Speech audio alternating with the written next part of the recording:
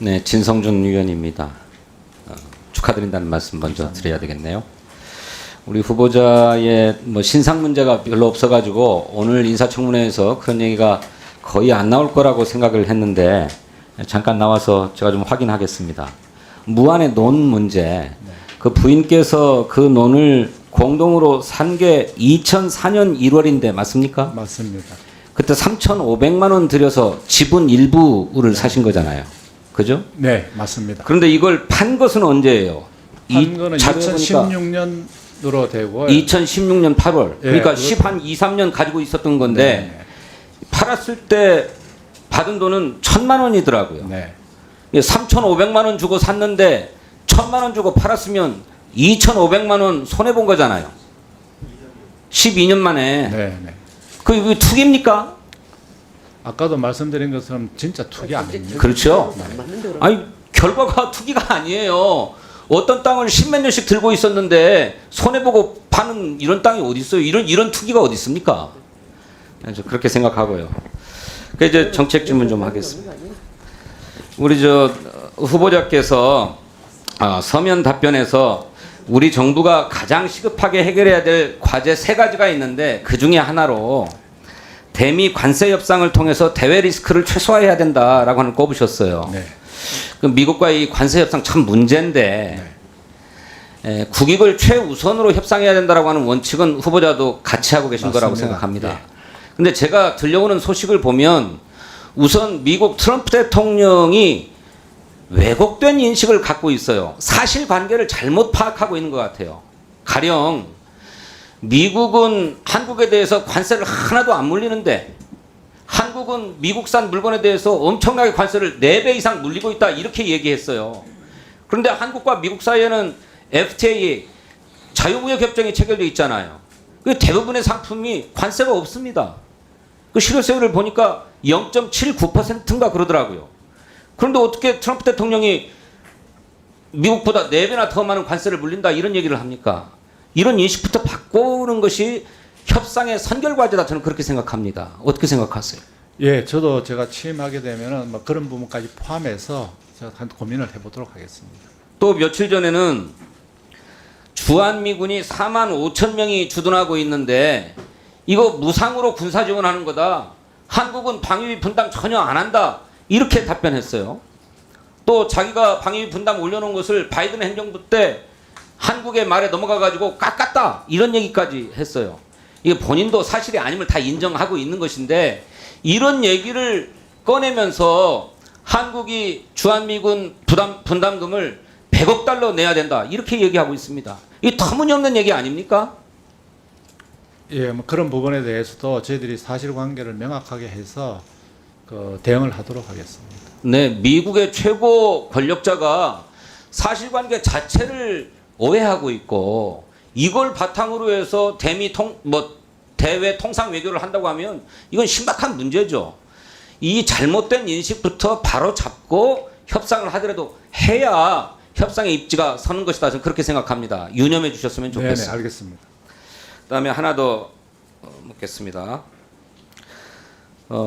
앞서 다른 여러 의원님들의 질의에 대해서 우리 세수 상황이 너무나 좋지 않기 때문에 이걸 좀 바로잡는 노력을 하겠다라고 말씀하셨는데 여러 가지 구체적인 세목에 대한 원상회복 조치 등을 주문하는 데 대해서 우리 후보자께서 검토하겠습니다. 이렇게 답변을 했는데 저희들이 다 하는 얘기지만 검토한다 이건 안 하겠다 이런 얘기나 진배 없어요. 그렇지 않습니까? 제가 뭐 지금 후보자 신분에서 일단 종합적으로 한번 살펴보도록 하겠습니다. 그러니까 말씀하신 것처럼 전임 정부의 감세 조치가 나름의 선의로 시행된 것일 수는 있습니다. 뭐 투자를 유도하겠다 뭐 이런 저는 꼭 그런 것만 아니라고 생각하긴 합니다만은 그런데 실제로 효과는 보지 못한 채 경제는 망가지고 세수 기반마저 무너져 버리지 않았습니까? 저는 당연히 원상 회복돼야 된다고 생각해요. 그리고 그것에 대해서는 후보자께서 적극적인 의지를 표명해야 된다 그렇게 생각합니다. 그렇게 해주십시오. 네, 잘 살피도록 하겠습니다. 그러면서도 유의할 건 있습니다. 이를테면 응능 부담의 원칙을 말씀하셨는데 네. 고소득자, 자산가, 또 대기업 이렇게 세금을 부담할 수 있는 데는 부담할 수 있도록 하고 그렇지 않고 서민과 중산층의 세부담이 너무 크다라고 한 데 대해서는 과감하게 조치할 수 있어야 된다고 생각해요. 그런 원칙을 가지고 세제 전반을 들여다봐 주셨으면 좋겠어요. 네, 알겠습니다. 동시에 조세 지출도 살펴야 합니다. 이 조세 지출 너무 방만해가지고 국세 감면율이 이미 법정 한도를 초과하고 있지 않습니까?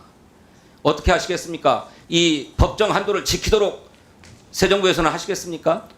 예, 의원님 그 법정 한도가 넘어진 사유가 뭐 또 어려운 계층에 대한 지원도 있고 또 그다음에 또 우리 경제 GDP가 또 이렇게 성장률이 떨어지고 하는 그런 요인도 있고 여러 가지 복합적이기 때문에 어쨌거나 필요한 데는 지출하고 또 필요성이 줄어든 데는 또 줄이고 하는 이런 강약을 통해서 제가 이 조세 지출도 안정적으로 잘 관리하도록 하겠습니다. 네.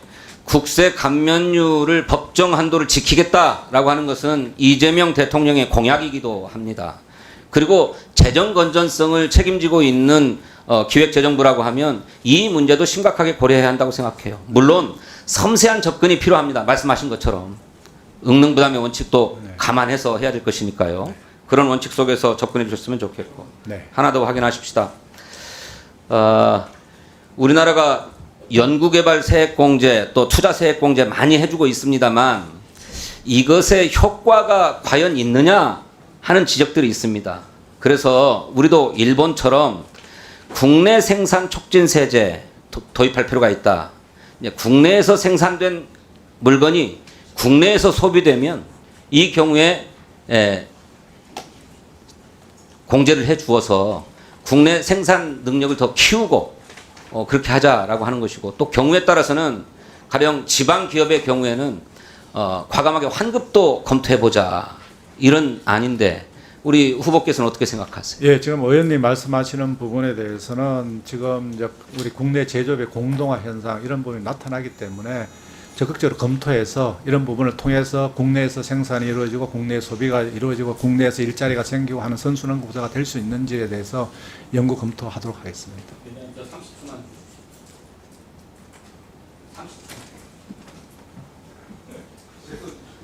알겠습니다. 김영환 의원님 시간에서 30초 빼고 진성준 의원님 30초 드리겠습니다. 없고 다른 분들은 1분씩도 넣어주시던데. 그런데 해마다 기획재정부가 7월 말 8월 초가 되면 다음 연도에 세제 개편 계획을 발표하지 않습니까? 네네. 시간이 별로 없는 것 같아요. 네. 가령 후보자께서 인사청문회를 통과해서 임명되면 네. 곧 7월 말이 되는 것 아닙니까? 이 세제 개편 방안들을 담아서 발표할 수 있어야 될 텐데 속도를 내주시고 그 안에라도 미리 준비를 좀 잘 해주셨으면 좋겠는데 그렇게 해주시겠습니까? 네, 그렇게 하도록 하겠습니다. 감사합니다. 감사합니다. 아, 딱 30초 쓰셨네요. 다음은